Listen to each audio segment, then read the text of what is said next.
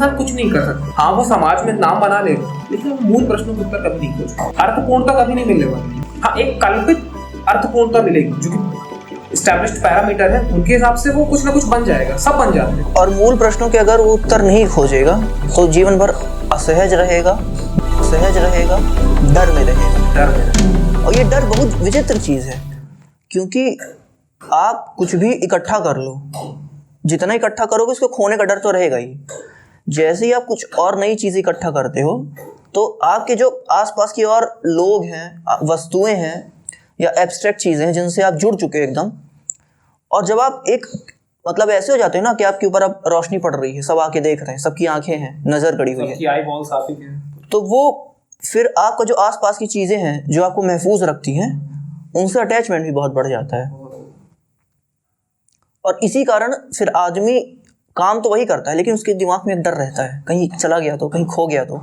और इसका एक जो रीज़न मुझे लगता है, इसको अगर अपन ज्योग्राफिकली देखें तो यूरोप और अमेरिका, ठीक है ना, और एशिया और अफ्रीका, अगर सीधे सीधे देखा जाए तो यूरोप और अमेरिका में जिस हिसाब से ग्रोथ हुई है, डेवलपमेंट हुआ, ह्यूमन इवोल्यूशन बेहतर तरीके से हुआ, ज़्यादा प्रगतिशील हो पाए कंपैरेटिवली एशियन कंट्रीज और अफ्रीकन कंट्रीज के, उनको बचपन से वो सारी चीज़ें मिलती रही, मिल गई और मिल रही हैं जो एशियन और अफ्रीकन महाद्वीपीय लोग हैं उनके लिए सपना होती है।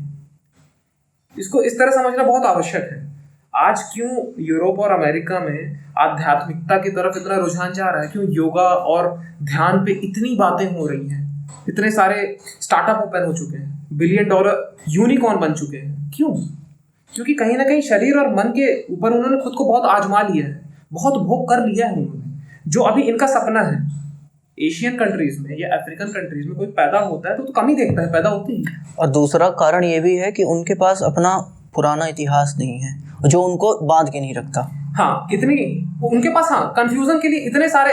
अभी सुन रहा था मैं कि एक कहानी ऐसे सुन रहा था कि एक ऑफिस में 2 एम्प्लॉय हैं और एक एम्प्लॉय बहुत ईमानदारी से काम करता है, जो उसको काम मिलता है पूरा करता है, घर जाता है, उसकी डेस्क हमेशा साफ रहती है, कभी धूल नहीं होती है। एक दूसरा एम्प्लॉय है जो अपने बॉस की चाटुकारिता करता है, काम कुछ नहीं करता, हमेशा नमस्कार नमस्कार करता है। उसके डेस्क में जो फाइलें हैं उनमें धूल लगी हुई है और उनका वो जमा हुआ है, वो कोई भी फाइल कंप्लीट नहीं करता, कोई काम नहीं कंप्लीट करता और सिर्फ चाटुकारिता करता है।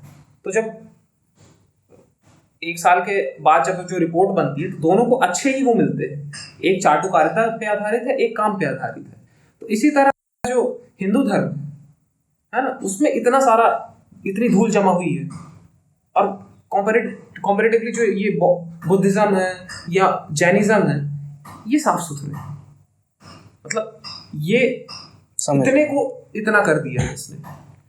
तो कहीं ना कहीं जब मटेरियल बहुत ज्यादा हो, मैं ओवरऑल वही कंफ्यूजन यही क्रिएट हो जाता है ना कि आपके पास, जैसे अब आप किसी मॉल में जाएं कुछ कपड़े लेने के लिए, चॉइसेस बहुत ज़्यादा हो जाएंगी, तो फिर चूज़ करना उतना ही मुश्किल हो जाएगा, और चूज़ करने के बाद एक रिग्रेट भी रह जाएगा कि क्या पता वो अच्छा हो जाता।